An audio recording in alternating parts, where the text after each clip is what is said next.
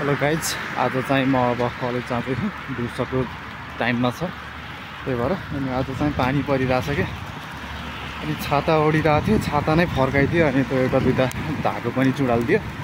त्यही भएर अनि छाता चाहिँ राखेँ ब्यागमा अनि यत्तिकै हिँडिरहेको, हल्का अलिअलि बुझिरहेको। अहिले चाहिँ म जाँदैछु। म चाहिँ अब कलेज सकेर रुममा जाँदै हो। यो चाहिँ हाम्रो यो कलेजको एरिया भनौँ।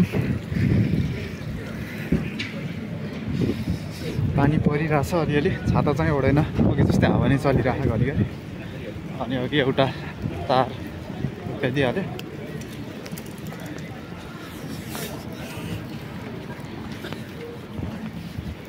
अहिले चाहिँ जाँदैछु म।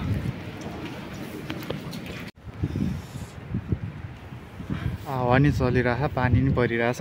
अघि चाहिँ अब यो कपडाहरू ज्याकेटहरू बाहिरबाट रुजे नि भित्र चाहिँ रुजे छैन, तर ब्यागको चाहिँ हल्का बाहिरबाट गरेर भित्र नि कपीहरू चाहिँ हल्का चिसो भएछ। अहिले चाहिँ म रुममा जाँदैछु अनि त्यहाँ अलिअलि सामान नि किन्नु छ आज। पहिला सामान किनेर अनि बल्ल त्यसपछि सामान लिएर रुममा जाने हो। अहिले चाहिँ म सामान किन्न जाँदैछु।